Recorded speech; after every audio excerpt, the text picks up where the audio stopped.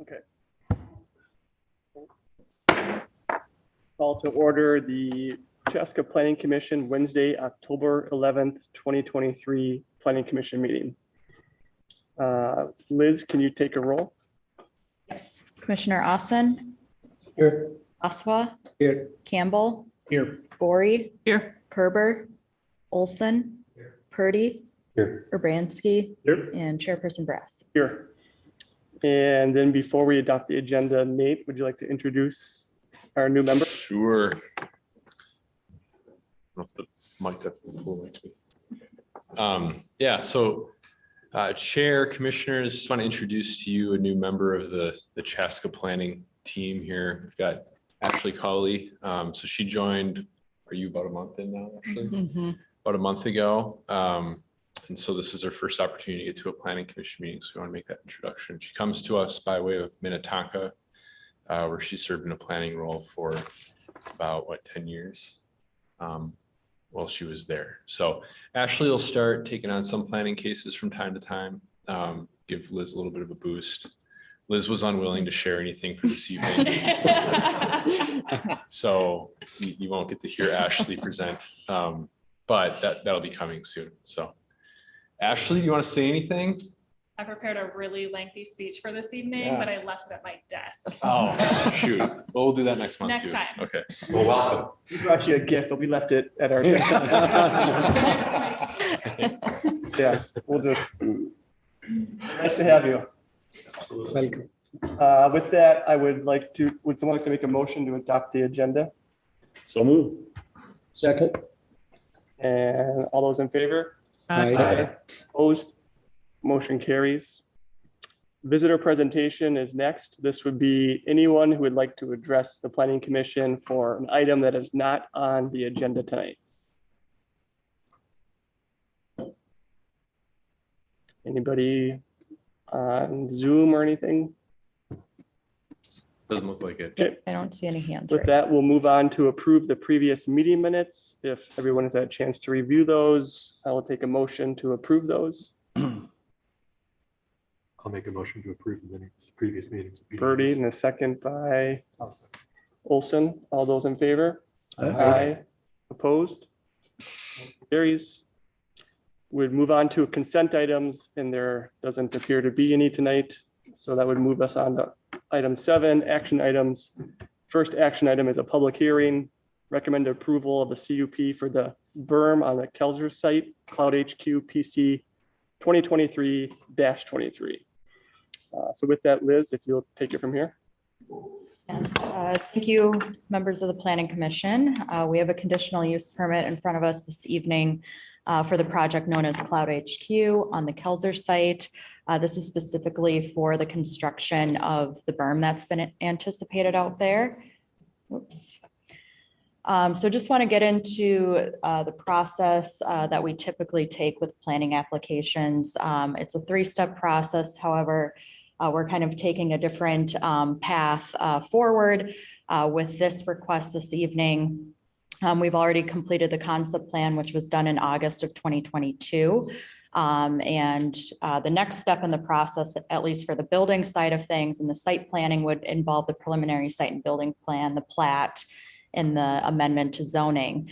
However, the applicant is just not ready to take that formal step yet. However, they have been in the mix of or in the conversation with several construction sites that have extra dirt on their sites that they're willing to get rid of. And knowing that this site is going to need a surplus of dirt on the site to be able to construct the berm, they are wanting to move forward with that opportunity.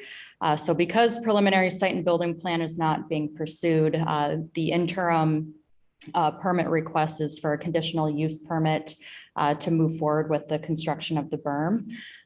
So if they were to get the preliminary site and building plan and plat approval, it wouldn't be necessary to get a CUP because they have the entitlements in place to apply for that grading permit.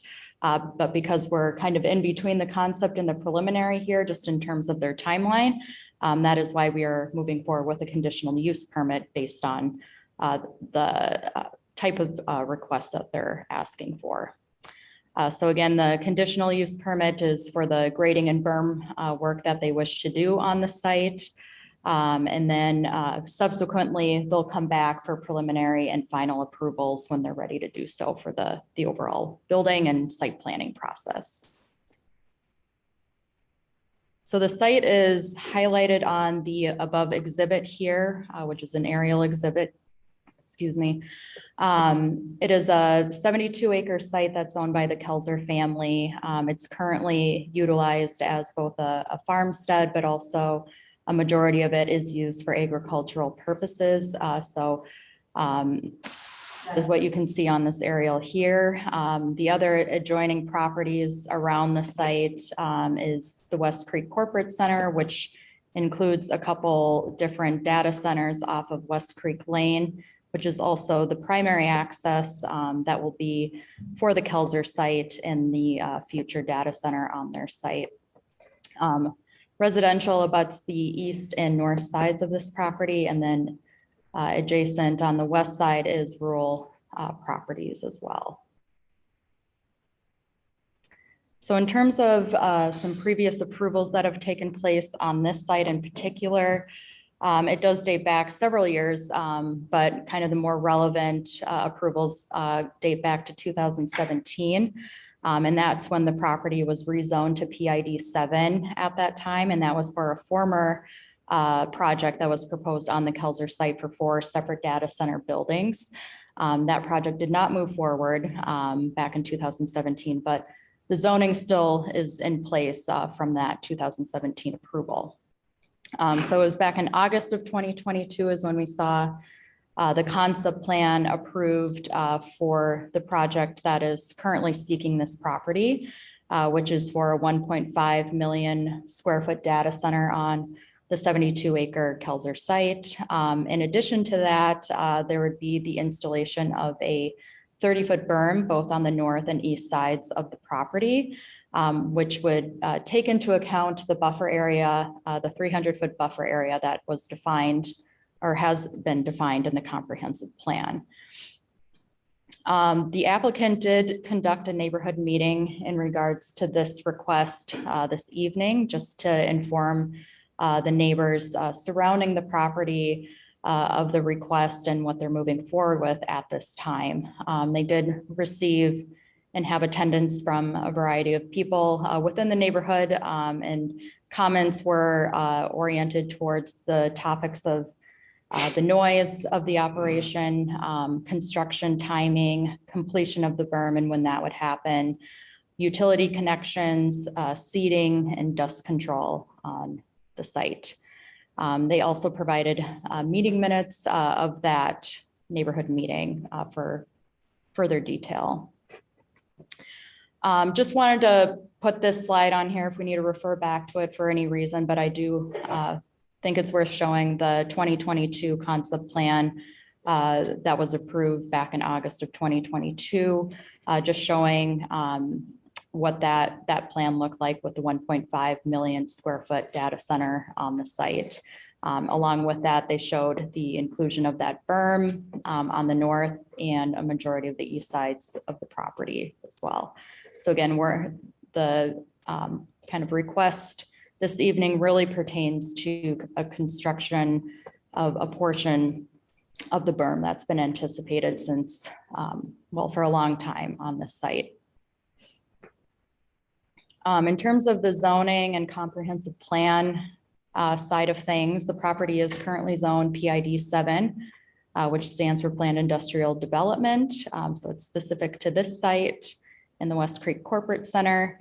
The comp plan guides this area to be both open space and business park. So the open space really defines that 300-foot buffer that kind of runs along the edge of the property on the north and east sides there.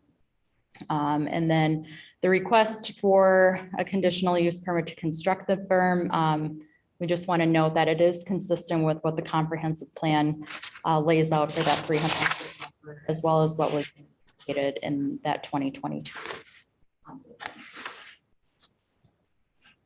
So again, the request is a CUP, conditional use permit. And the reason for that is in our code, if there's any mining or reclamation or fill or bringing in dirt in excess of 2,000 cubic yards, require a conditional use.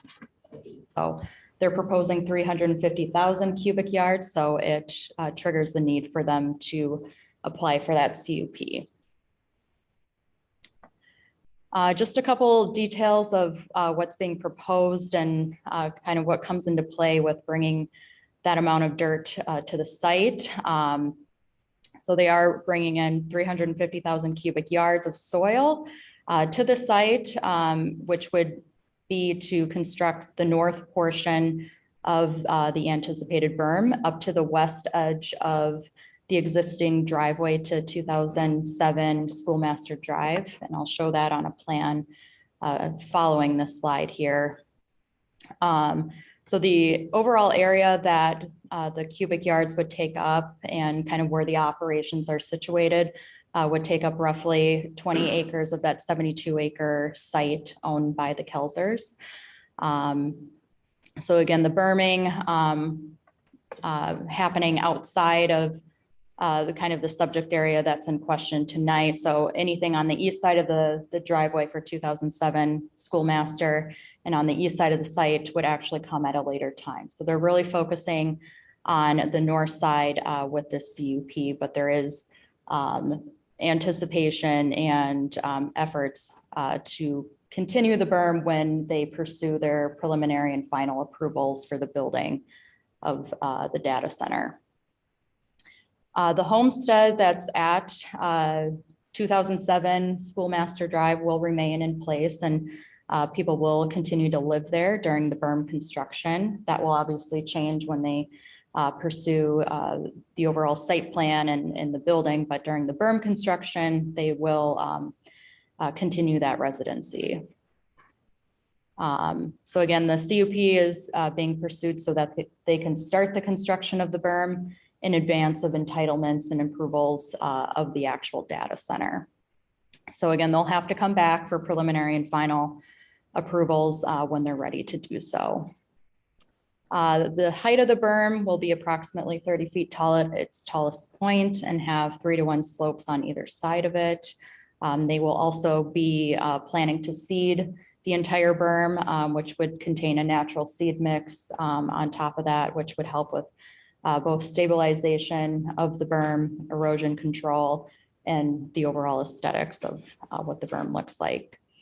The landscaping that has been planned for the berm will also come at a later time when the building and approvals get done for the site.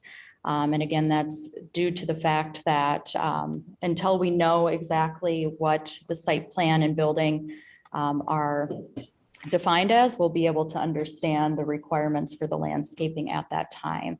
There's also some questions on the work that's being done around the berm that may have implications on trees being in place there as well. So again, the landscaping will be done, but will be done at a later time when the final approvals are completed. The phasing of how they're approaching the berm is they are planning to work on the outsides of the overall berm and work their way into the middle towards the haul route. So again, outer first and then coming towards the middle as they phase in the dirt that's being brought in. They are going to be putting in storm sewer pipes as a part of this project to capture drainage on site and around the berm so that it's directed away from the residential properties around the berm, which will also be treated on site as well to take care of the drainage necessities. With this amount of dirt, it's going to require approximately 17,500 trips of trucks bringing in the dirt. These will all come from West Creek Lane to the south of the site, and then a haul route made out of a gravel road would come off of West Creek Lane and access the site and where they're bringing the berm material. In terms of how long they anticipate this work to be completed or take up in terms of bringing in that amount of dirt is, it will vary dependent on when the dirt is available and where it's available from these different construction sites. So it is going to vary throughout the time span of bringing in that dirt. But given the volume that they're dealing with, they are anticipating that it could take approximately a year, could take a little less than that, could take a little more than that. That's, again, all dependent on the availability of the dirt at the time they're able to grab it. So this is a layout of kind of where they're accessing the site. So again, they'll be coming off of West Creek Lane to the south here and provide a gravel route kind of in the midpoint of the property.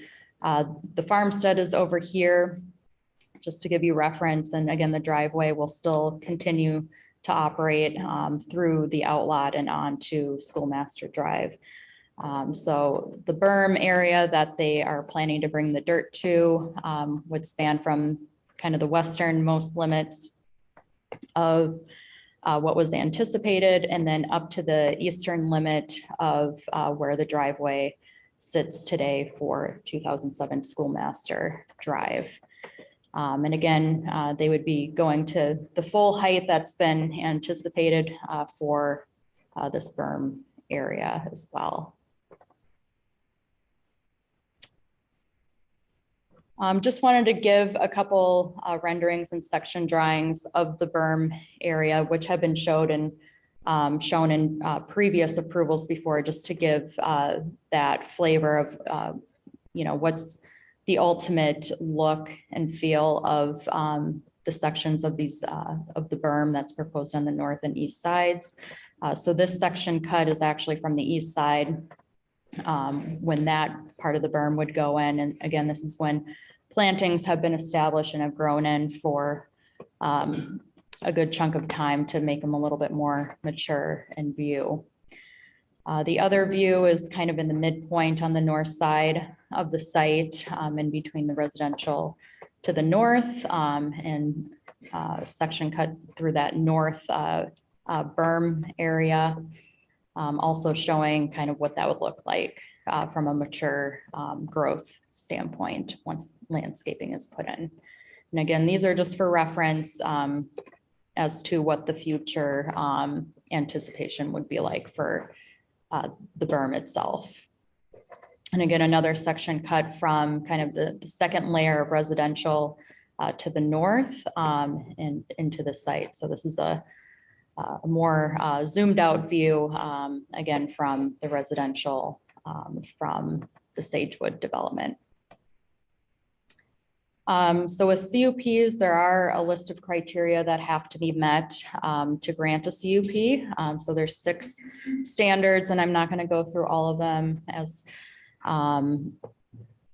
most of these kind of overlap in terms of meeting the standards here, but I am going to highlight both standard B and standard D in this evaluation this evening. So standard B refers to the special use will not be injurious to the use and enjoyment of other property in the immediate vicinity for the purpose already permitted, nor substantially diminish and impair property values within the neighborhood. So the fill that's going to be brought in, they will be testing that fill to ensure that it's clean and compactable fill that can withstand and sustain the work being done on it and be established within the ground itself. The installation of the berm will ultimately enhance the comfort of the area as it will hit kind of the anticipated buffer and screening that was required for the north side specifically, but ultimately it will wrap around on the east side. So that will act as the buffer and the screen for the residential to the north and east sides from the adjacent data centers and industrial area of the site. It has been anticipated for several years. So this dates back to 2007, even when the first data centers were going in and when the comprehensive plan was also being further defined. So there was always an anticipation to have that large separation and berming to help provide a screen from the adjacent residential. So it does meet the city's comprehensive plan as well as previous approvals for the property. As it relates to D, adequate utilities, access roads, drainage, and necessary facilities have been or will be provided. So all traffic, again, will be coming from West Creek Lane via a gravel haul route. I think the only thing from a staff standpoint that there may be opportunity to enhance a little bit on just the overall design and layout of the haul route is whether or not there can be kind of a loop off of the route so that any type of backing up from the trucks is minimized so that they have kind of a clean shot through the site versus having to back up on site to turn around and leave the property. So I guess what I'm referring to is there a way to kind of loop the road around, again, to kind of minimize the backups that are required on site. The applicant will be doing a course of erosion control methods with the berm so that the dirt is stabilized. So they will be putting on erosion control fabric as well as seeding. So the native seed mix on top of the berm so that the dirt is stabilized and grown in. 2-foot swales will be incorporated on the north side of the berm, as well as 36-inch pipes that will be installed around the berm to capture all of the water runoff coming from the berm so that it can be directed away from adjacent residential property. They will also be providing dust control methods on the haul route and the berm itself so that there will be continued maintenance on those pieces. And then additional drainage systems will be put in place again to capture the water on site. So with that, happy to answer any questions as well, but we are asking to make a motion this evening to recommend approval of the conditional use permit for the installation of the berm on the Kelzer property, which is being proposed by CloudHQ and Kimley Horn. And then subject to the conditions that are listed in the staff report. If this were to move forward this evening, it will go to City Council, which is on the following Monday, October 16th. And then also just want to note it's a public hearing, so there will be time for public comment for this item. Happy to answer any questions. Otherwise, we do have representation from Kimley Horn and CloudHQ, both in the audience and online, if you have questions for them. All right, thank you, Liz.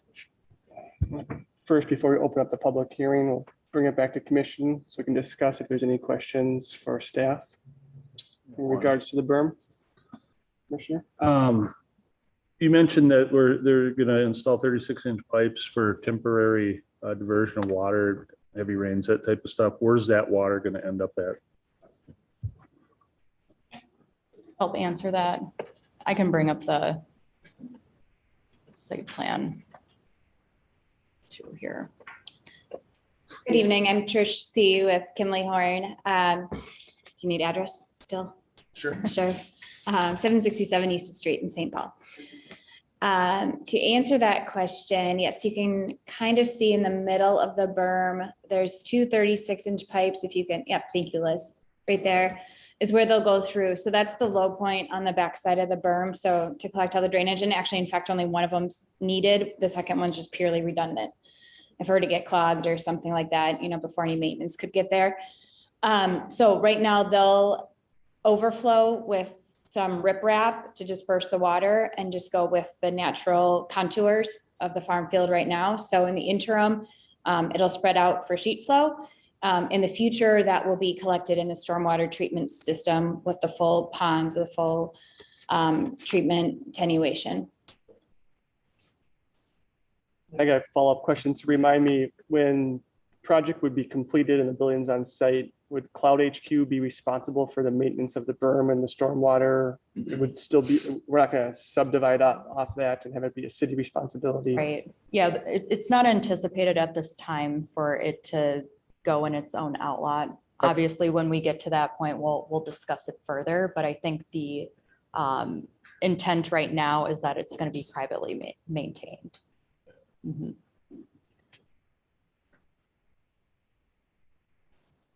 Concerned that obviously we've got the CUP coming through before the project has been approved.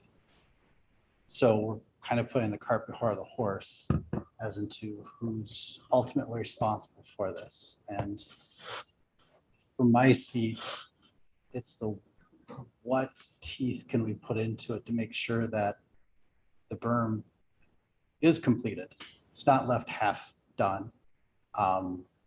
Because there is no project approved behind it. There's a lot of talk, a lot of work, but there's nothing approved yet.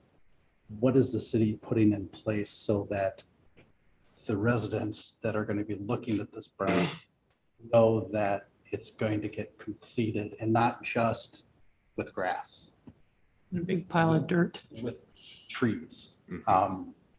Because we know construction changes, plans change, names change.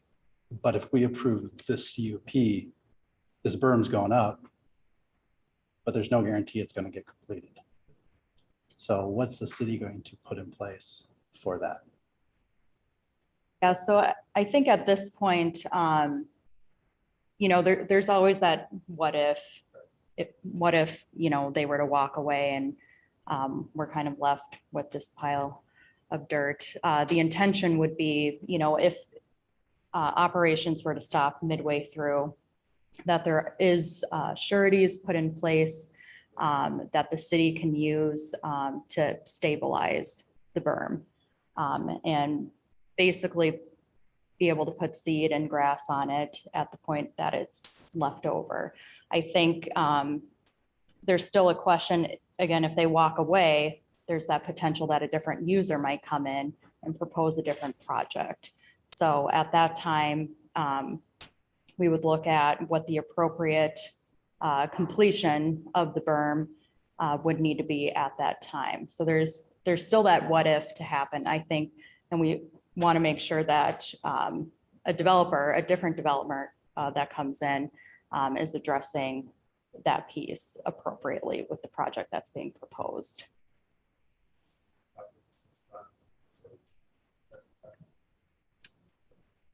2017. Yes, 2017 for this site specifically. That was 17. Yeah.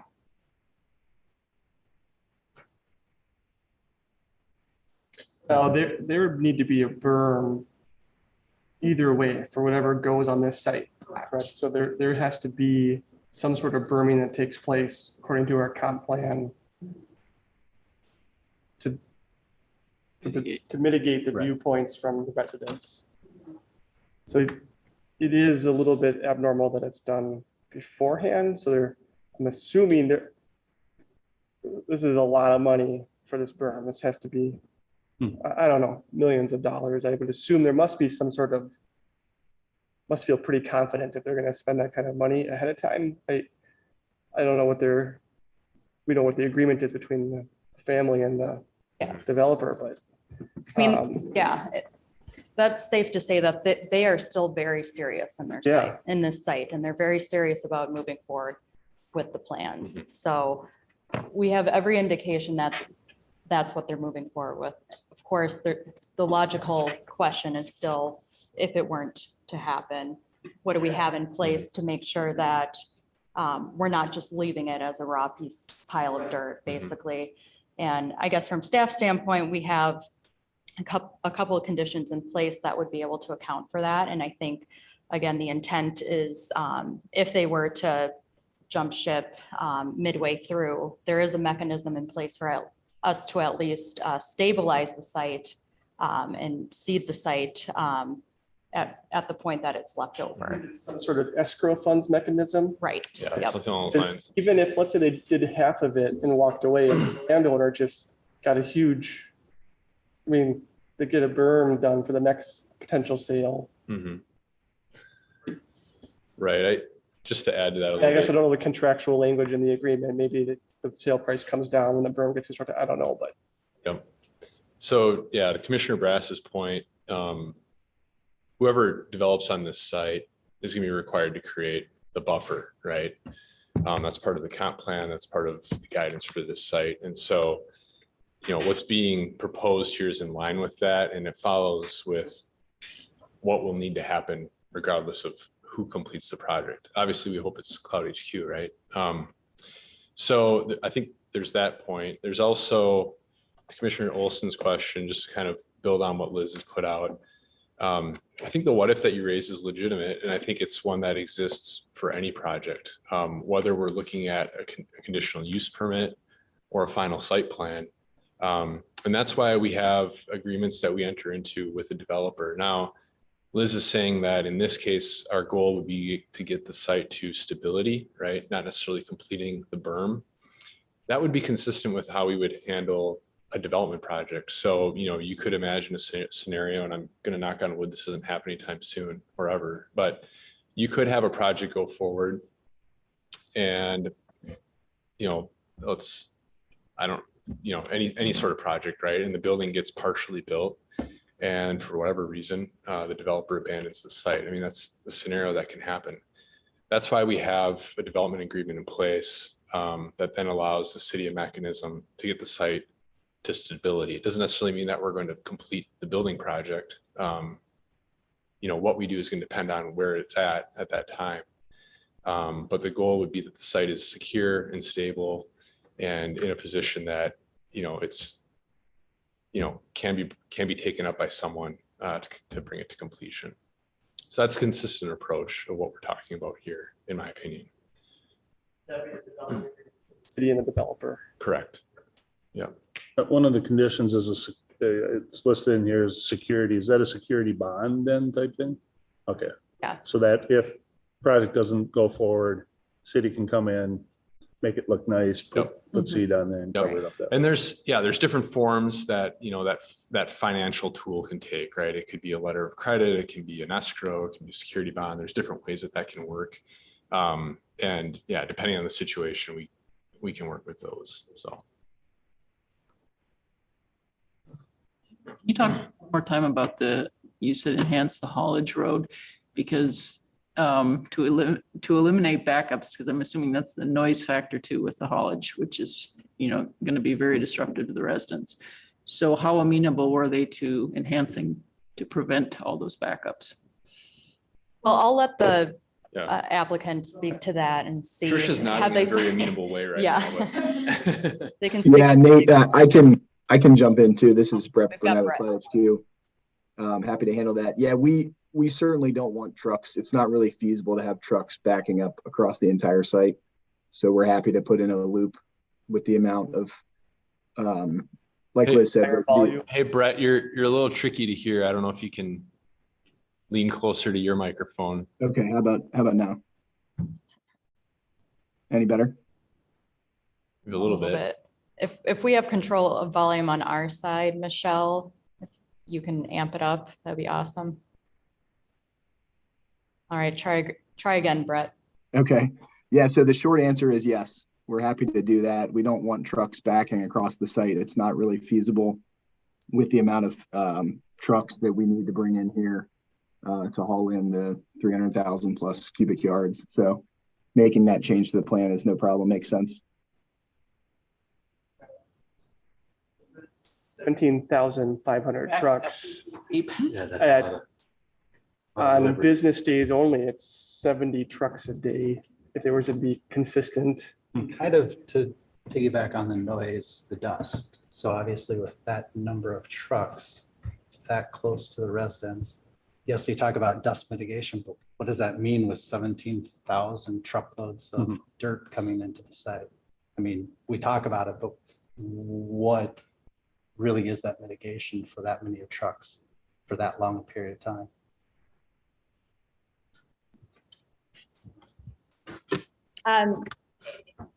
It's kind of a hard question to answer because it can take so many different forms. right? So it's going to depend on what season are you in? You know, is it dry? Is it not dry? Obviously, when it's dry, that's going to be more problematic. The most common one is going to be water, right? To water the haul roads down so that there's not the opportunity for dust to get out of control. Ultimately, though, it will be means and methods with the contractor that's selected to do the moving. Luckily for this question, there are a lot of local and state regulations in place for that, you know, that we'll obviously have to comply with in terms of the sediment erosion control plan and all the permits. So I know it's a little bit of a vague answer, but it's going to be completely situational on what's going on, you know, that day or that season. And I'm just trying to think forward to middle of construction and there's a dust problem from the residents, but they make a comment and nothing happens because it's just normal construction.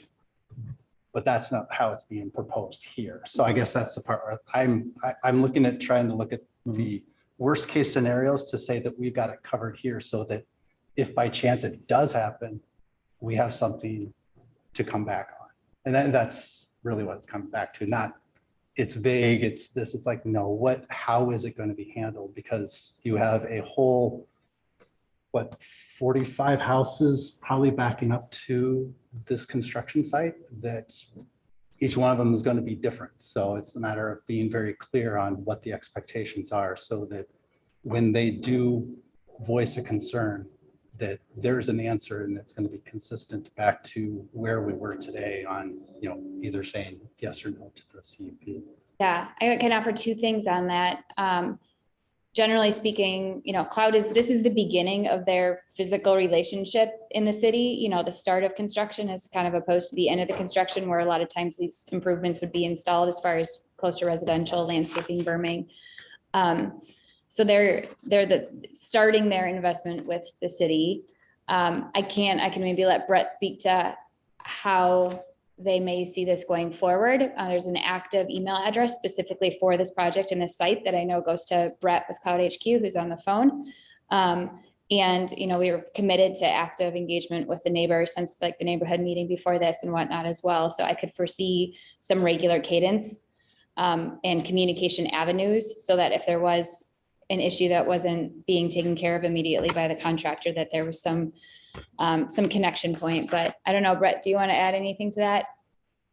Yeah, so two things that I think are helpful. One is the contractors that we're talking to are all local site work contractors that are familiar with doing this type of work around existing residential properties. So they're familiar with what needs to happen at different times of years to make sure at different times of the year to make sure that it's not an issue. And if it does become an issue, like Trish said, this is the beginning of our relationship in terms of building in the city. And we expect to be there for a really long time and be a part of the community and be good neighbors for a long time. So we actively check the email address that we have set up. We'll continue to do that. Our contractors are out there on site. They're reachable if there's any issues. And we definitely take those items seriously. And we have a number of projects in Northern Virginia and Chicago and other markets that are very close to residential as well.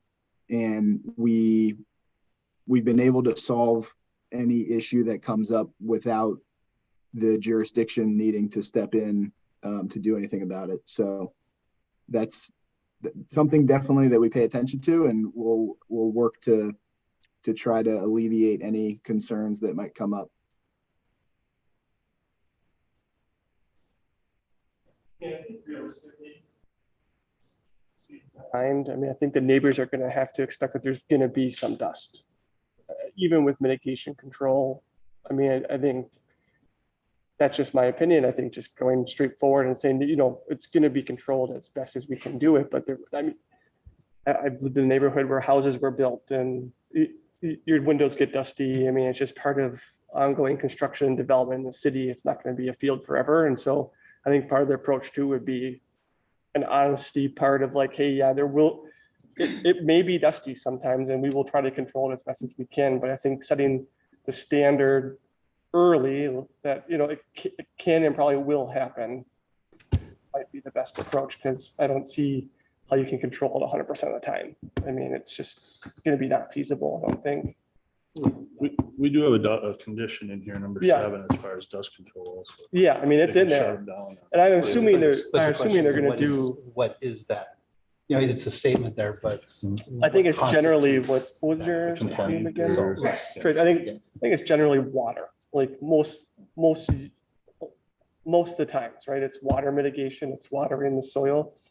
I don't know Yeah, what else. Commissioner Brass, that's right. It's primarily water on site.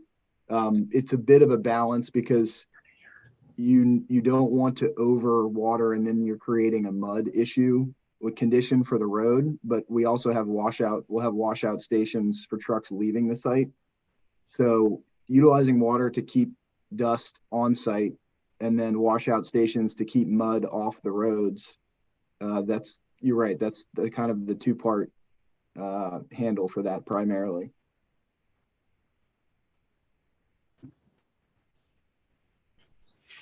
Okay. So it looks like they're open to the loop.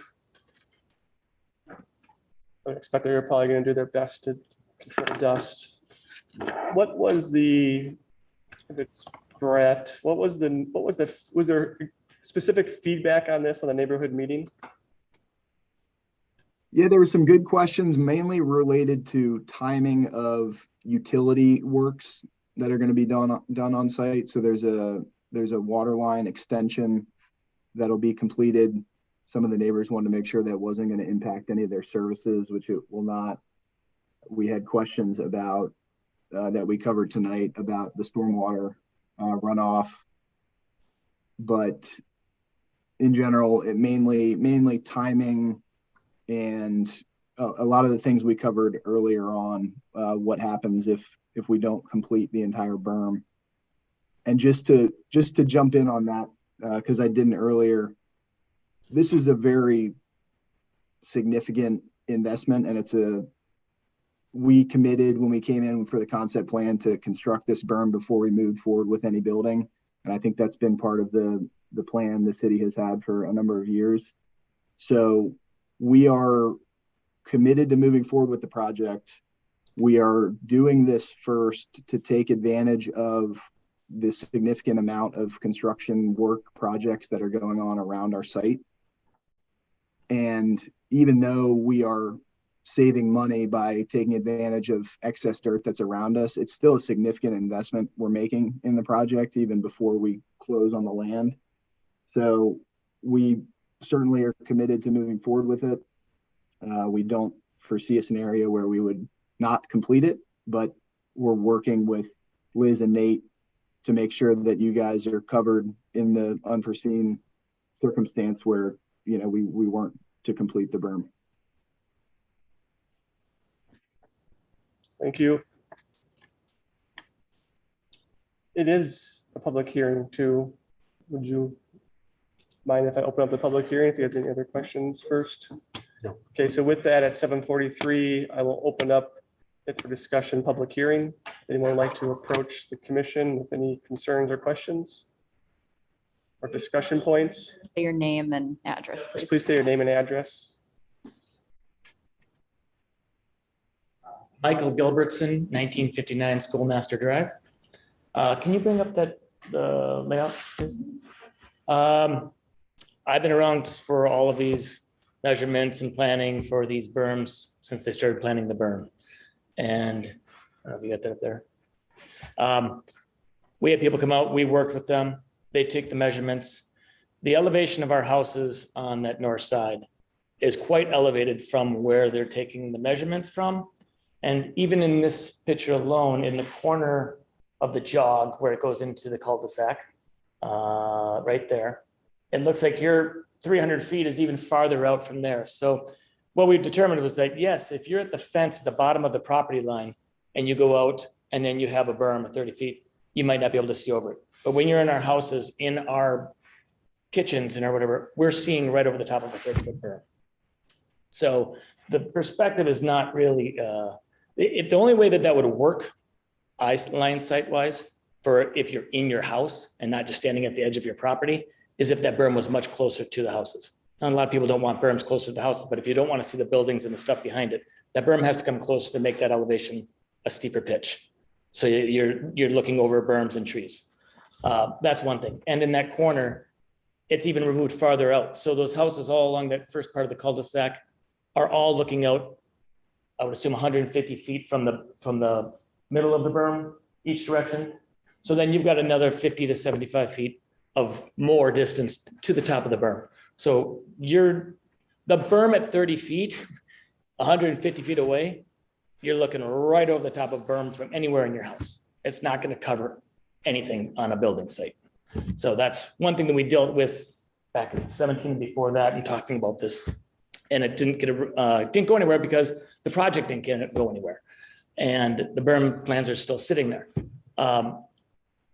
If this is to go to fruition and you guys are doing a preliminary, you're going to let them use and do this, a lot of people that I've talked to in the cul-de-sac on Schoolmaster there, I know that the landscaping is to be done later, but why not do it first? If you're going to build and you're going to put buildings, you're going to have all the construction for a very long time period, and you're going to build this berm, you've got the road there to build the berm, put the trees in, put the bushes, whatever you're going to put on there, stagger them, however you do it. It has taken until just this last year to cover up the lights on the power station from the trees that are finally filling in from these houses. And there was never supposed to be a light there. There's a very, very bright white light there that you can see from anywhere. You just look out, it's a glowing white light down in the power station. It took years. I don't know how many. When did we put the power station in? It's been a long time, and it's just now filling to where it's a very covered well. But those trees took a long, long time to develop on top of a berm to cover the power station. It's a good job. But that was going to be a barbed wire fence and no berm if people didn't speak up on behalf of the community. So that was just going to be a fence. So if you're going to do the berm, and by the way, the dust, I don't have a problem with the dust. We live next to a farmer. He farms, we get dust. And if they're going to do some mitigation and try and water it down, that's cool. I'm fine with all that. Where you put the berm and how you build it, in some areas, 30 feet is going to be fine. Along that south side where it's nice and flat just by the driveway, that's fine. That's all flat, and that's the berm with trees 150 feet out is fine because it's right up against the property line. For us on that cul-de-sac and in that corner. In a Cloverfield circle? Yep. Okay, If you can see on there, you can see it's pulled away to even to get to the 150 starting point. So, okay, yeah, right there. Yep. Okay. Yeah, exactly. And then, so you'd almost have to take that berm, wrap the corner, go into the corner, and then follow along the south side of the houses. And you'd have to pull that berm closer to that property line to be able to have it. They're taking a line of sight from a fence, standing at the edge of your property. In the corner house, right where the pipe is, that elevation drop is dramatic. I saw the line of sight from extended into a house at like first level. Was that not, You can make a drawing that shows that. I'm just gonna tell you 150 feet out in the field, 30-foot high berm, and you're in a house. I understand. I just want to clarify. I just want to make sure. Was the line of sight from the first floor or was it from a person standing in the yard? I thought it was. I remember thinking that's great for the first floor, but people in their bedrooms are probably going to be able to see over. Yeah, upper stories, it's not even close. Yeah, see, it goes into the house there. Yep, I got you. And so they show 40. That's assuming a flat field behind your Right. yard. You're 40. So you're saying there's 150 feet for those houses. So the buffer starts Farther out even. So your sight line. And it's 150 feet from there. Right. Okay. Just want to make sure I understand it. If you're gonna do the berm and you're gonna do it 30 feet, you're gonna do it where you are. Prefer to have the berm. I'd wrap that thing right up into the corner so that you can bring it even closer. I don't know if you got a lot of pushback from where it is sitting in that 300 feet, but Yeah, I know it has to, there's a certain area that needs to be according to the comp plan, right? I mean, I don't. lies within the 300. Yeah, so the comp plan has a requirement for a 300-foot buffer, Okay. right? And so that's just the width. Go around. The height of the berm can go up or down. The intention has been that the buffer would screen, provide screening, for the view. And what we've worked with CloudHQ is really focusing on that sort of main level of living. And that's what's represented in that sight line, whether you agree with it or not, that's what it's trying to represent, is what that sight line should be from that main level of living. And it's, we do account for the idea that, the trees will grow over time and fill in. And it's looking at, and I get that's going to take time. My backyard is right up against the berm for UHG. So I've watched that fill in over time too. But I think, that's what we're trying to replicate, is that experience that exists, already with the other data centers. Don't get me wrong, please. I'm not against this, and I don't want, and they make good neighbors. The data centers are fine. Very little traffic. Yep, and I'm all happy with that. It's just that when you look at the planning and when you're trying to develop it out, this was done a long time ago. Nothing of the elevation has changed since that. We go to, good friends live in the corner house. We did a little test out there. We had the person step on their deck, which is their kitchen, main floor living, right? And the drop off that back corner of that field is so dramatic that you went out there 150 feet and put up a 30-foot thing. It's not, you're looking way, there's nothing blocking anything at that point. But at the bottom of his yard, which is also 10, 15 feet below where his house is, then, you're building up from that spot out. And you're building up 30 feet from the spot that it is way out there, not at the edge of the yard. So there's things to consider that I don't think we're taking into consideration very thoroughly then because of this. I wish that, hey, if we're going to do this, have some flexibility to make it right when it's there. I think that we estimated that it had to be like a 50-foot berm on that corner to be able to block on that house. And that's not my yard, but they're not here, but I'm just talking on behalf of what we saw. Because there's a lot of pitch to that, because it's a big rolling hill. Especially in the corner when you're removed farther back into that corner on the edge of that circle. So just please take that into consideration. I also think it's kind of crazy to approve something that's going to go through and start all this construction with no guarantees. And we, as taxpayers, with trying to sell houses and have a half-built berm out back with no landscape on it for no foreseeable future if the plan falls through, which plans have fallen through multiple times on lots of things in this property in the area. So yeah, they may be committed and they're going to put a lot of millions of dollars into this, but if it's $1 billion project, commit the money up front, build the berm, put the landscape on it so that when they're doing their construction on the building, we have even more sound and more barrier for it. Thank you. Thank you.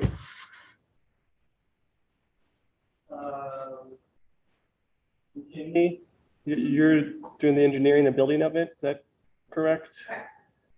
You can come to is there a reason why it wasn't tucked up? Is there like a drainage issue? Is there some sort of topography? I can't just discern that. Yeah. Like, you look at it and it is tucked right up to the houses all around everywhere except for that little corner. Sure. It is, I mean, you can see it generally follows that, getting the point that it does get a little further away from that corner because that corner is an acute angle. Right. So we're talking a 30-foot berm that's hundreds of feet wide. It doesn't fit into an acute angle like that. Could we push it a little bit closer? Potentially, we can look at that, but it's not gonna, it won't physically fit in that acute angle. Right, yeah, so that's for the reason for it. Can we look at adjusting it slightly? We certainly can. It would require like a retaining wall or something if you were to do, I mean, that would just be, right. At that point, yeah, but I get, Could clearly hear the point, adjust it a little so I think so. Yeah. Okay. Thank you. Anyone else on the public hearing want to approach commission before I bring it back? On Zoom. On Zoom?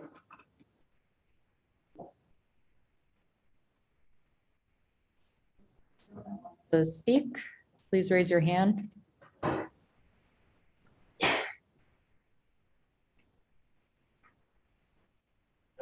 With that, I'm going to close the public hearing at 7:54 and bring it back to the commission. Yeah, I mean, because of that angle, right, they try to push that berm here little further, right? So, I mean, is there any way like because of that angle and that kind of pushed it. So is there any way, I mean, it's exactly 30 feet we need to be there across, or like, can we add little more because of that landscape part or that angle part, like maybe 35 feet across that part wherever they push 10 feet further, right? Yeah, is there a height, you can't go so high, or is there like a requirement or not, or? On the berm? Yeah, Well, I think it's gonna come down to working with the grading and the drainage needs back there and seeing what the ultimate limits are gonna be. So I think it's just gonna be Kimley Horn's team working on that to see what can be feasible to create out there. So we'd have to coordinate with them on that. What was that? Thing.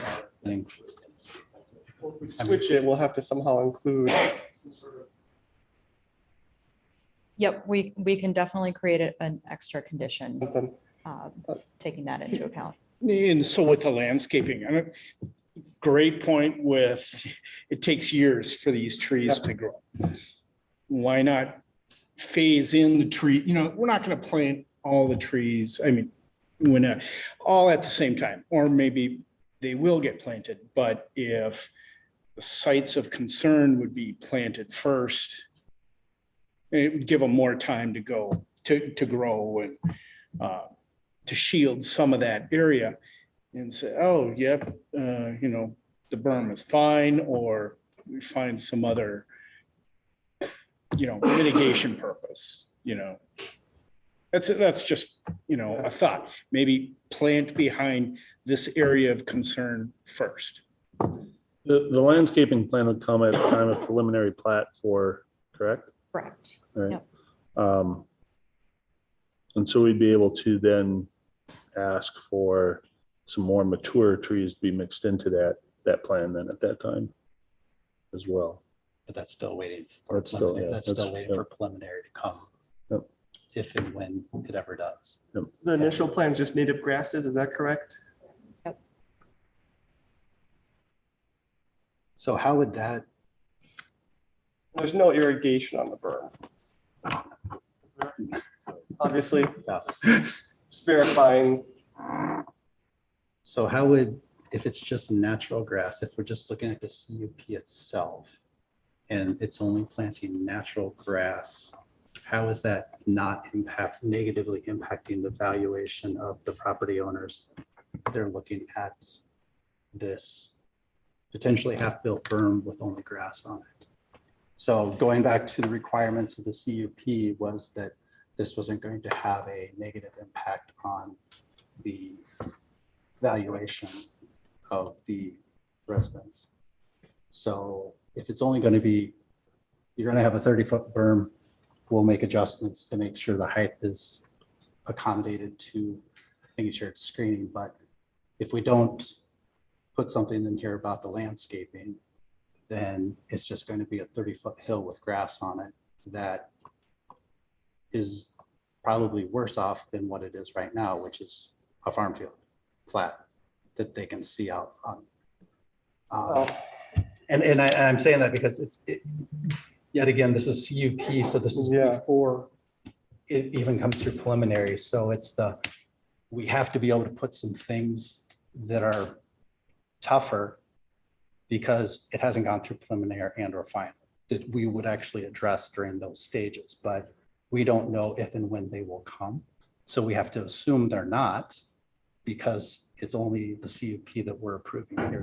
So I think even if we approved a preliminary plat, the same risk could still apply. We could bail on a project. I mean, there's no guarantee even on a final plat that it gets done. I mean, there was developments in Prairie back before the recession where they like built extra super value and they had an office building into the thing and then stored all this.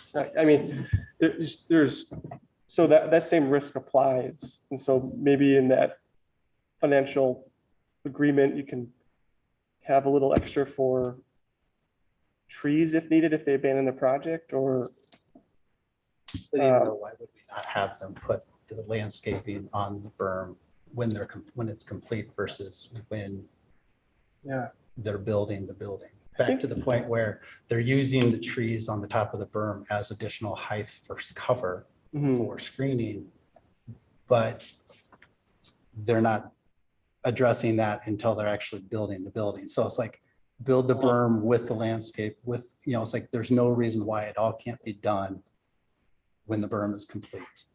So one item to note on that, I know what we're asking for is a bit unique, but if you look at other development projects, there's a reason why the landscaping always goes in last. Because if you put it in first, it gets very challenging to maintain the viability and, quite frankly, the aesthetic appeal of landscaping during an active construction project. And we're talking about a very large building that's going to go here. So that becomes a challenge. The other thing is, because we're proposing to do the berm first and stabilize it with native grasses, when we do build the building and come back to plant the trees and all of the more robust landscaping, that ground will be a lot more receptive to growing those much larger types of plants than if we were to do the berm last in a typical project, because it's now not just a pile of dirt. It's actually used to growing other types of things on the landscaping. So I would say, in terms of getting from a grass field to mature landscaping, doing the berm first is an advantage from a timing standpoint. But understanding the landscaping is visually helpful in the beginning, but it gets very challenging to make that viable during an active large construction project. Okay, let me reframe the landscaping to the residential side of 30-foot berm, which wouldn't have any impact on the construction of the data center itself. So I guess that's the part where I would hope that the construction isn't going up and over the berm once the berm is Trees complete. would be on top of the berm. On Right. top, and I'm assuming on the incline as well too. I mean, so at least that's what some of the illustrations were showing. So you're talking about the residential side of the berm. And those trees are part of the screening as well too, for both sound and sight. And we know that it takes time. So obviously we know it's not going to be an instant, but the sooner they get in, the sooner they start developing, the sooner they become the screen that, the diagrams are showing.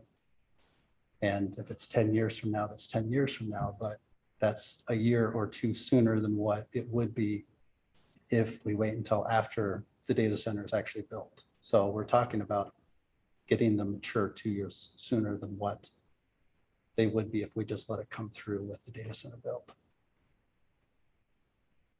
Doesn't mean much right now, but for everybody else that's going to be looking at this berm, and for us that have seen it in the past, how do we want things to be different for somebody else that we're going through some of the things that we've seen as well? So this is the opportunity to make it better than what we've experienced in our past.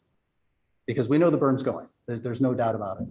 Making sure it's the right height. It has to be. Making sure it's the right height and making sure it's as pretty as possible are what we can make sure Yeah, I mean, happens. because the reality is, doesn't matter who's going there, at some point, they're getting a berm. Right. There's a Yeah. berm, like it's, and so the perception of, does a farm feel better or a berm better? Up to you, up to the person who, do they rather see a hill or a farm field in a building? Or not, or whatever, and so nonetheless, doesn't matter because it's gonna be a berm. So I feel like the berm has to be there. There is a point to, obviously, most construction projects do the landscaping at the end, so you don't kill the trees and the grasses, and it can stabilize everything, but yeah, I'd be curious to hear, I don't know if it's Brett or if it's Kingley again, if it is possible to start a phase of some of the trees early. Maybe like Just on the residential side? Maybe at the top. potentially, or on the top, maybe it's, coniferous type trees that are more hardy. I'm not sure. I can speak to that a little bit, then I'll Brett weigh in as well. One thing to remember too, in the beginning, the berm will be up and it's a grassed hill. It's not something terrible to look at. It still is a grassed hill, which there's a lot of sledding hills, you know, a grassed hill. And we're not actually screening anything initially when the berm goes up until the building's actually starting construction. So one, just kind of timing, context, perspective, but I will let Brett speak to the fact or the question, if there could be some entertainment to at least some of the landscaping in the beginning. So I get the point too with letting it, you know, mature a little bit. So Brett, do you have an opinion there? Yeah, we're happy to take a look at it. What types of products we think would be resilient enough to last through our construction efforts. I definitely understand the intent, but I also don't think it's really beneficial for us to put things in that we know won't last, because having residents look at dead or dying plants or trees is probably worse than looking at grass. But happy to look and talk to people that are more familiar with the local plants and you know, shrub type products that will be resilient to the type of work that we're proposing on doing next door. Yeah, you know, we went through this with, is it Autumn Woods on the border of the one that's off of Hazeltine, next to the Figler farm or whatever? Is that right? Talking about the Wagner farm? Yeah, or, Yep. yeah, that's. Audubon. Reserve at Autumn Woods, yeah. Yeah, so we had the same berm kind of thing and wanted to do trees. I've driven by there, and like half those trees are dead. I don't know if you guys have noticed that, but we had them put the berm in early in the trees and they are dead. Like, I've been curious, I was actually wanting to mention it, like if there's going to be any kind of coming back from the city to the developer on that to make sure they replace those trees, because we did exactly this and they did die. And so I do think it is critical that there is a reason why the landscaping goes in last, but at the same time, this is a big berm. This is 30 feet. If it's going to be established with grasses, you get your own little natural habitat going. Maybe there's a 1-year delay. You get the grasses in first, and then you can put the trees in the next spring or something, or whatever it is. But I think it is potentially to look at least phase part of the trees in early, you know, so you mitigate your risk of having them die too, because that's going to be no good. You're assuming that the trees died in your example because of the construction. I mean, I don't know. I just know that they did. So I think that's, I mean. Well, they didn't have any houses. Like there was no, the lots were exactly, they made them plant them and no one was like. Right. So we know that this one's going to be CloudHQ. But they don't, maybe, right? Right. That's the plan right now with CUP, because if they walk away, then is that back on the Kelzer family to maintain the berm? I mean, going through the whole CUP, it's there's no guarantees on anything. And, you know, I hate to us not ask the question for the worst case scenario. I think the worst case scenario is you have a hill, which, you know, half dozen one, half dozen the other. If you built a house and you had hills in your backyard versus a flat field, just is what it is. Topography changes. But if we could include in the financial, if we could include in the escrow or the bonding or however we handle the financial part of it, the capture part, maybe some money for landscaping in the event that they back out of the project. At least, you know, partial landscaping or something that, you know, to give some sort of assurance that if they were to back out and it's a half a berm, at least half of it can plant the trees in. Still good, you know, still better than, that'd be better than nothing. So then we could put in, obviously we're going to either add or change the condition for the height to be able to give them. Or they could move it potentially. Well, I'm saying to either adjust or accommodate the, you know, the screening side of things from that. So, and that's not going to, that can't be specific because it has to be engineered. They haven't spent the time. So then along the same lines would be putting together an interim or a phased landscape plan as well too, to be able to take care of the plantings on the hill, not just the grass on the hill. I think that's the key part there. Is we're not looking for the plan. We're just making sure that it's addressed and that it will be taken care of when the berm is complete. And construction starts or construction's complete with the building before they do the plantings. So I think we need to at least add those two things to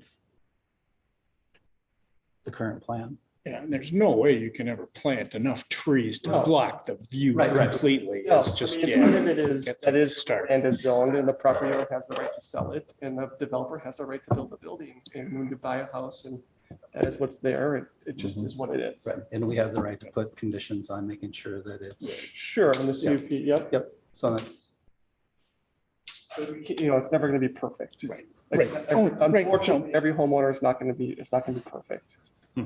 But I do think if we could, if they bail the project, if we could, you know, stipulation, if there's money for landscaping.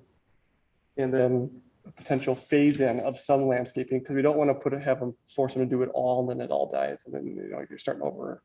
If you could phase it in over 2 seasons or calendar seasons, or however that works. I mean, I don't know the exact, figured out the development agreement, but some sort of partial phasing of landscaping, if CloudHQ would be okay with that.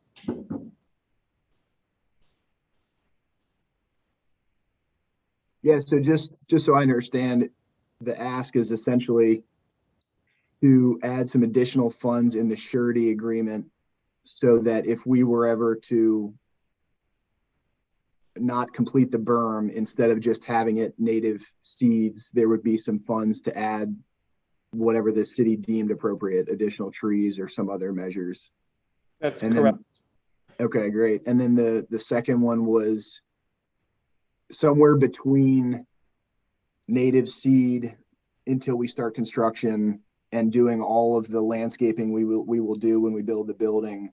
The interim step would be phase some additional landscaping on the residential side over, you know, 2-3 seasons, whatever makes sense. That'd be correct. And what if maybe it's a third or it's a half, something, start phasing in some of that tree early. I think we would be fine with that.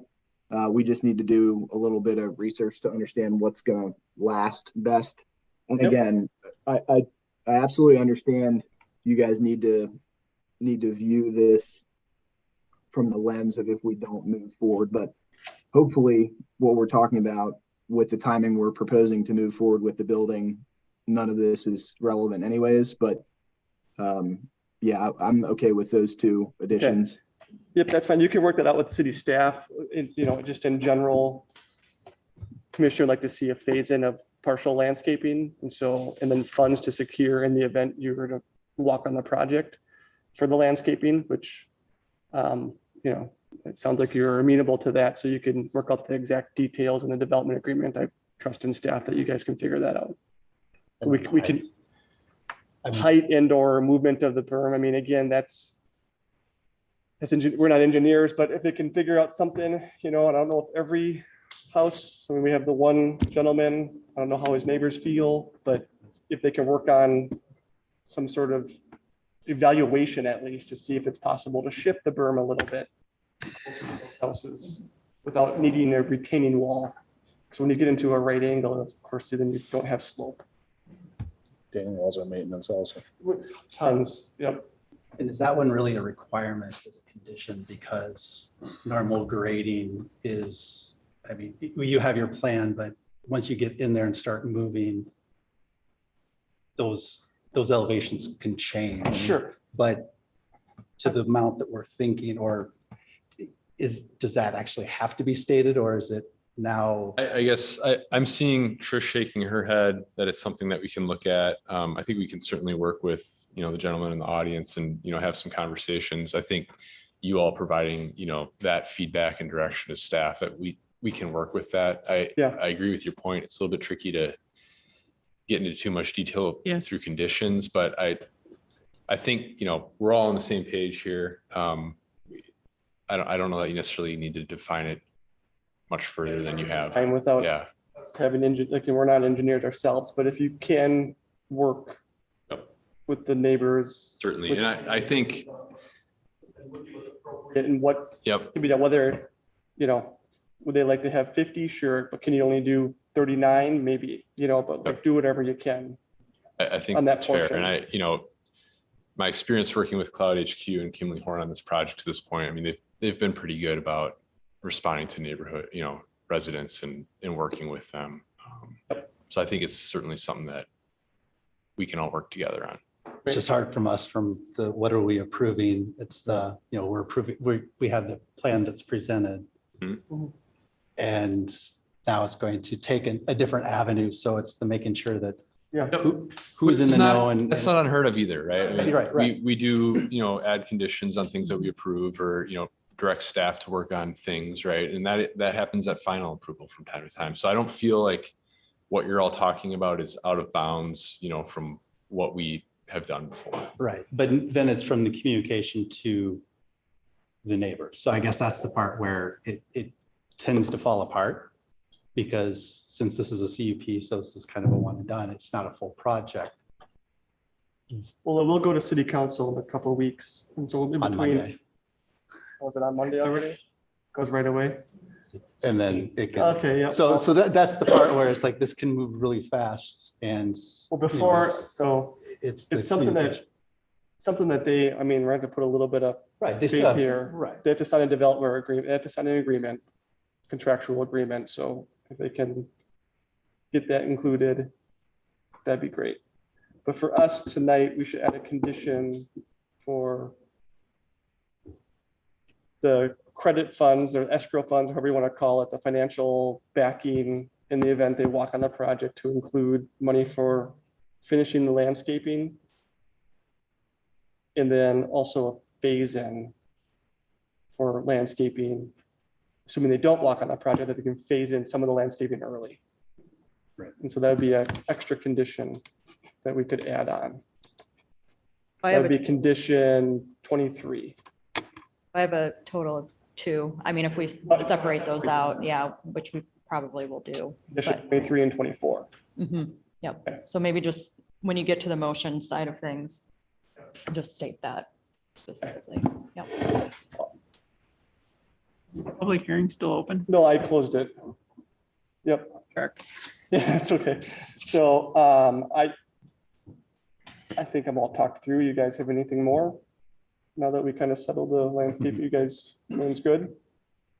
So what we would like to have then is someone needs, and I can do it, but, if someone would like to make a motion to recommend city council approval of the conditional use permit for the installation of a berm, subject to the following 24 conditions, with the 2 extra conditions of financially securing landscaping in the event they walk from the project, and staging landscaping on the project, assuming that they're committed to the project.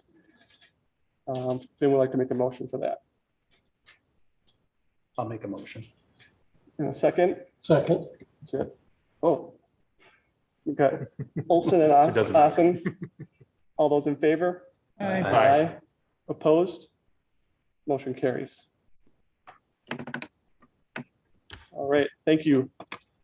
Everyone, yep. With that, we'll move on to Article 7B.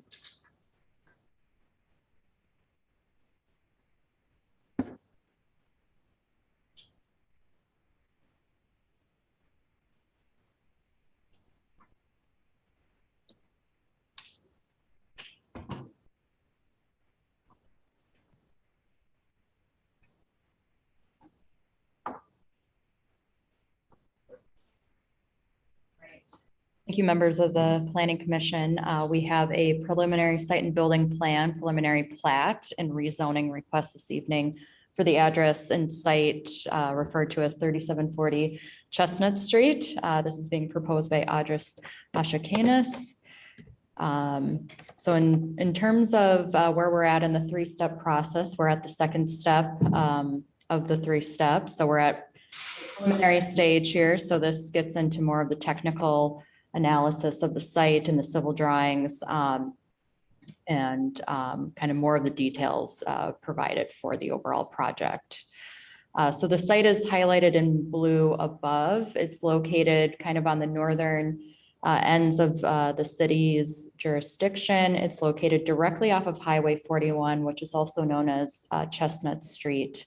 It's primarily within an industrial area, so kind of the northern industrial park of the city.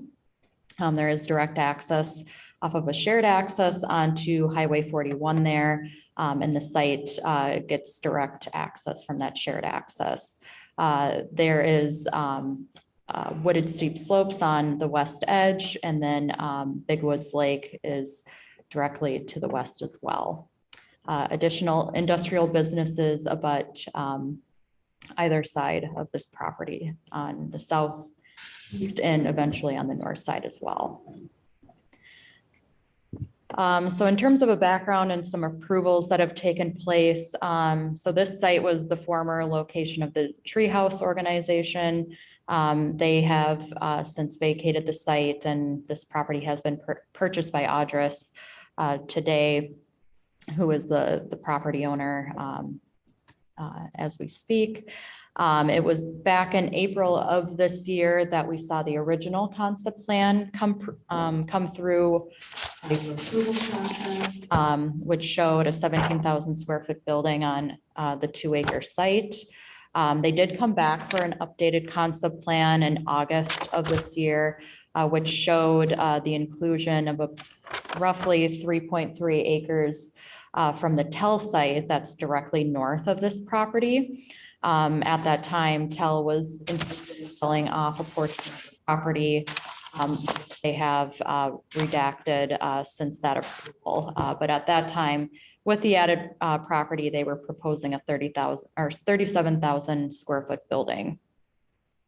But again, they're not moving forward with that plan, so they are reverting back to their original plan that was approved in 2020 or April of this year. So the site, again, is noted in this exhibit above. It's a little over 2 acres in size. There is a single family home and detached garage that currently sit on the property. Both of those will be demolished to make way for the new development. There are a scattering of trees on the site, but primarily wooded on the west side where wooded steep slopes exist. And then a shared access, again, is the primary access into the site, shared with development to the south. Just a couple of views into and out of the site, looking from the highway on the bottom images, and then internally on the site on the top images, just to give you a flavor of what's out there today. So what they're specifically requesting this evening is for preliminary site and building plan and preliminary plat to construct an office industrial building totaling 16,000 square feet and 1 story in height.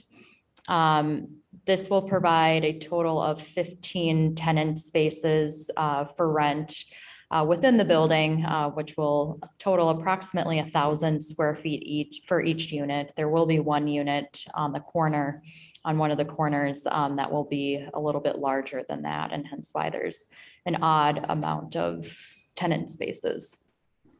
So they are gearing this building specifically for incubator businesses or small scaled emerging businesses that are basically transitioning out of either their home or maybe a storage unit or a smaller other space that they've outgrown.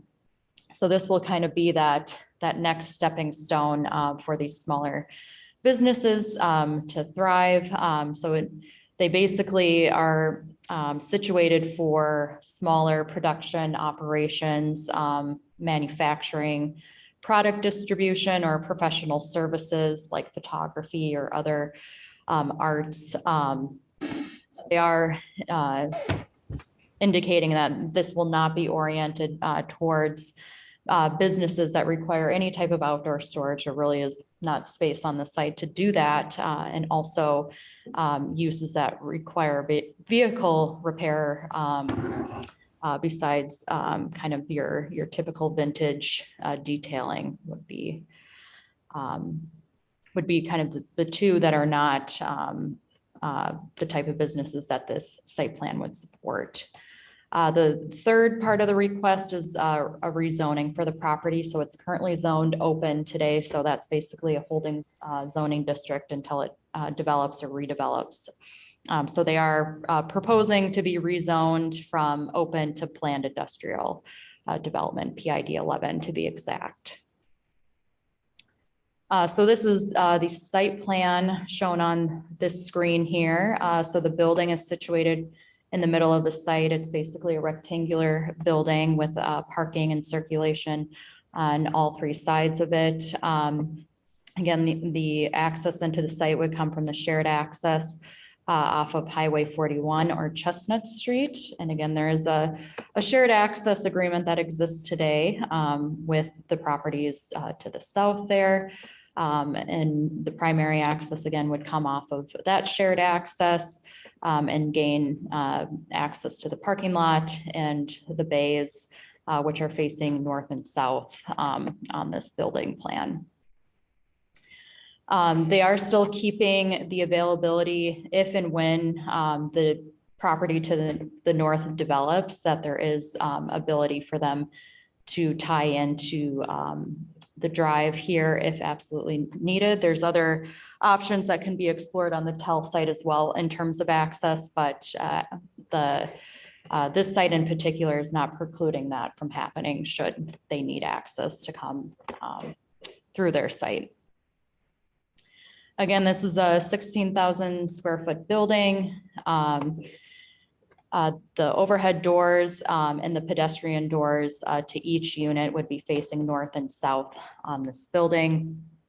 They're proposing a total of 46 stalls for the property. 28 will be constructed with the construction of the building, but they've also provided a proof of parking exhibit as well to show how 46 stalls can be accommodated on site if they absolutely need that. I think just based on the type of businesses that are planned for these sites, as they are smaller tenant spaces and don't generate a large amount of traffic. These are typically single user tenant spaces. Sometimes they'll have one or two employees, but the traffic generation tends to be on the smaller side. In terms of stormwater, so they're doing all underground stormwater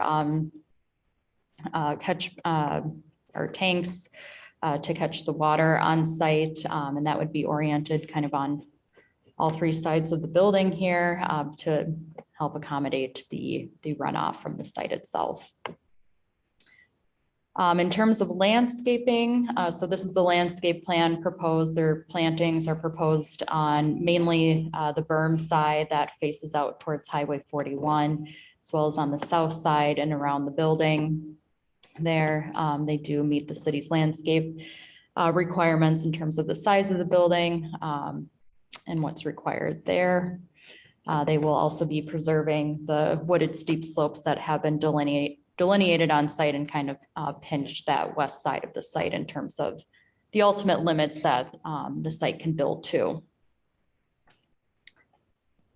The building itself has changed significantly since concept plan approval. I'm showing both the floor plan on the left-hand side of this slide here, as well as the elevations and the materials that have been selected for the building itself. So they are planning to do a mix of stone, brick, eaves, aluminum wood siding, glass, and then overhead doors with glazing as well, overhead doors and pedestrian doors with glazing. And I've shown a good mix of materials and application of materials to kind of make this building really stand out. And be appealing. So in conclusion, we're asking to make a couple motions this evening for this project. In particular, one would be to recommend approval of the preliminary site and building plan and preliminary plat for 3740 Chestnut Street, and then based on the conditions that are listed in the staff report. And then the second motion would be to recommend approval of the rezoning to the PID 11 zoning district based on the draft ordinance that was provided. The applicants are in the audience. If you have questions for them, otherwise happy to answer any questions as well. Liz, Thank you. again, a public hearing here. So we'll first bring it to commission for the initial questions for city staff. You mentioned that they're doing underwater storage. Mhm. Yes. Yep, there's a couple different areas. Oh, I should have closed that. Can probably bring up a utility plan that shows the outlines of those because I don't think it's shown on the site plan here.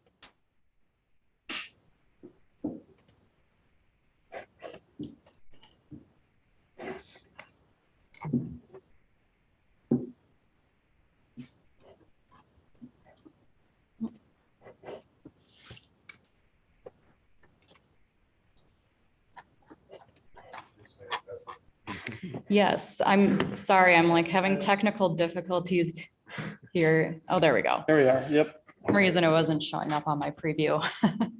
But they have 4 different areas where they're capturing stormwater. And Tom, you can jump in and speak more eloquently on kind of the overall stormwater side of things. But basically on all 4 sides of the building, they have capture systems.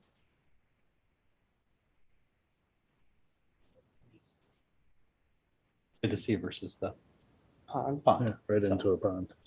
generally more expensive. Yeah. Yes. Yeah. It's Question on the- surprising to see it. Right. Question on the north side of the building. So I don't see any parking in front of the 7 stalls. They're going to be facing Mhm. north. So they're going to have to come from the east or west side to access. Is that the plan? Yep, that's the plan. I think the goal again on the north side was to keep this open. Well, they're also constrained just by where they're pushing the building to, but keeping that as a 30-foot drive aisle there so that there's adequate turn movements in front of those stalls for them. Is that an island that's on the north side, right where you're? Yeah. Here? Yeah. Nope, this is the stormwater tank. Okay, well, I was just saying, it's like, because I was looking at some of the other diagrams and it looked like there was some kind of island that was across there. So just trying to get clarification if there's some kind of. Oh, this piece right here? Yeah. That is exactly. Just during the engineering. Could you approach? Yep, thank you. Tom Gooder, more engineering representing the client. Regarding that line drawing, it just shows up in our engineering plan. It's underground system for part of the stormwater system. So as Okay. It was slightly confusing. I'm like, all of a sudden you got believe this me, island on there. I was like, engineer showed it to me. Yeah. What's that? And then are these, not that it matters for the approval, I'm just curious personally, are these for lease or for sale? Lease? For lease. Yes.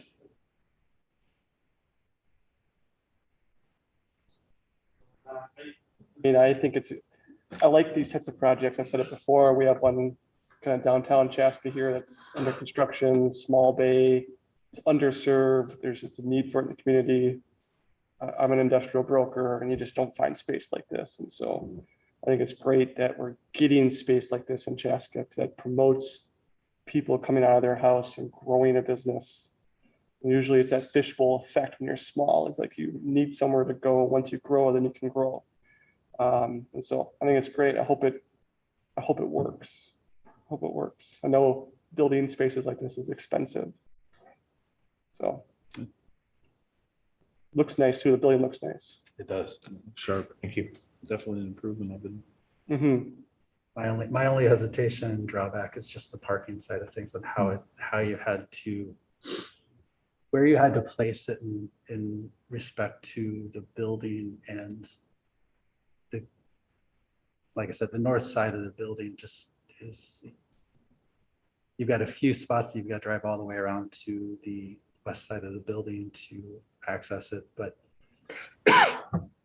Commissioner Olson, to address that comment there, we were familiar with that. We believe we have adequate parking on outside. Again, we are expecting most of the tenants to have a single vehicle. They'll be pulling in their vehicle into their building.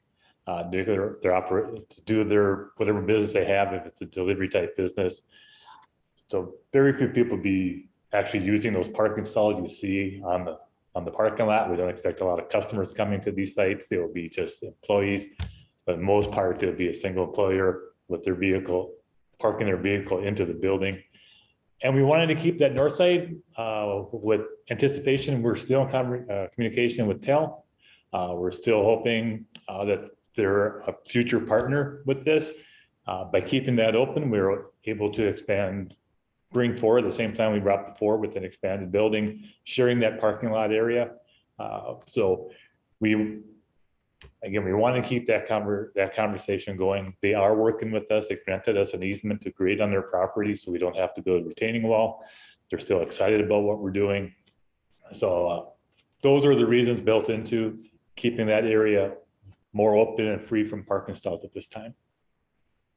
Yeah, I mean, essentially the market will dictate whether or not, if someone's concerned about it, they won't lease it. Exactly. I know, because if you said 1,000 square foot space, that's pretty small.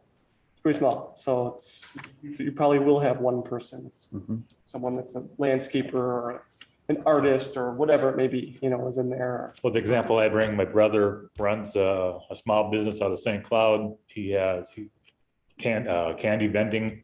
So he has his van, pulls into his stall, loads up the candy, and goes out and delivers all day. Yeah. Comes back and unloads the boxes when he gets back. So those are your typical tenants that you see in these spots. Yeah.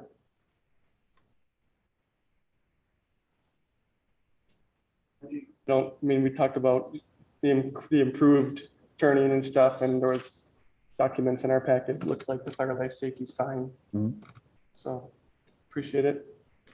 I'm going to open up public hearing at this point, unless do you guys have any more discussion here?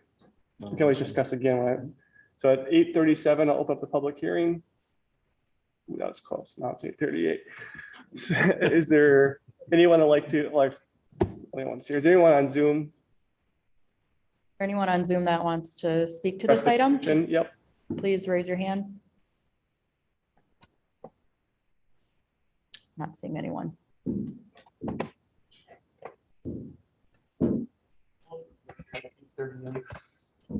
that back to the motion for any final discussion. I like this project when it was first proposed to us. I like it still. Yeah, we've seen it 3 times now. So. Yeah, it's same. I like it. no, I like it better with, the underground storage. So it's like that's definitely a plus. Yep.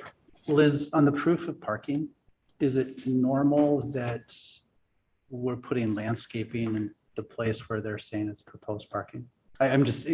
Normally it's an empty space that they can use as overflow even before they actually put pavement down. But if we're putting trees there, I guess I don't agree that that's proposed parking if we're putting a tree there. So they have to rip the trees out then if they ever had a proof of parking? Is that the deal? Yeah, I mean, if they have to use that area and there's landscaping over it, then it would be removed and we would ask them to replace it because it's a part of the landscape plan. But typically we do like to see a balance, obviously, between if there is a potential for it to be impacted, that it's outside of the impact zone. I think there are some cases where it is worst case scenario of that parking going in, and it certainly helps achieve a purpose at the time that the site plan is going in. So there's kind of that balance of give or take in terms of, this, at least from what we're hearing, the site plan can very well sustain itself in terms of the parking that's proposed and the uses that are proposed there. So it's very unlikely that that area might even be impacted, but best practice normally is to not usually put the landscaping there if we know that it's going to be impacted. So I would recommend we Sorry, go ahead. make adjustments there to make sure that we're not putting landscaping in where we're saying is. So if I heard you right, the idea is that you think it might be safe in this instance because of the need for minimal parking based upon how small these suites are, that the need to use that proposed parking in the future is probably less than the need, the thought that you would need it. So it'd be better to have trees there and risk the fact that you have to tear the trees out later. 'Cause more likely than not, we're not going to need that parking, and then it'd be beneficial to have the trees. Is that what you're saying? Right. With this specific. With this specific Yep. use because of the small bays and the minimal parking. So the 46 stalls of proof is because of code, but realistically, we're going to need 15 because people are going to pull into their own suite. I mean. Yep, and they have other proof of parking areas that don't impact landscaping. I do agree. I think there's validity in that comment in terms of where we can push some of the trees so that they're not in the impact zone, because we do have room to work with on a couple spots. That's the part. Yeah, I think there's ways to look at it to achieve kind of both sides there. So there wasn't a specific like, hey, these trees need to be here for better cover. Like we just kind of picked a spot. I think it's just some minor movements need to. All right, well, it's just minor. Let's just move them minorly. Address that better. So. Okay. Do we need to make a different condition on that, or is that something that you guys can adjust before final? Okay, just adjust it for final. Okay, well, we'll just be looking for it then. With that, would anyone like to make a motion for this? I'll make the motion to recommend the city council approval of the preliminary site building plan and preliminary plat for 3740 Chestnut Street, subject to the following 22 conditions. Awesome, is there a second? Second. Rory, all those in favor? Aye. Aye. Opposed? Motion carries. Thank you. There's another motion. Oh, I'm sorry. for the- there is. I'll Is make there a, one? Yeah. I'll make a motion. Don't leave too soon. Zone from open to planned industrial development, PID 11. Commissioner Gorio, second. All those in favor? Aye. Aye. Opposed? That motion carries. Now you're not. Thank you. Run while you still can. You guys. I want to see that one to final. Yeah. Okay, so with that, action items, other business. Nothing, receive other, unless you have anything other business for us. City staff, no. Okay, receive other meeting minutes. I hereby receive them. Is there anything anyone would like to address to staff or the commission before we adjourn? Twins are down 3-2 in the See, ninth. yeah, It's important right now, but just throwing it out there. Anyone like to make a There's still motion? time left. Would anyone like to make a motion to adjourn? So moved. First, second, all those in favor? Aye. Opposed, motion carries. We're adjourned.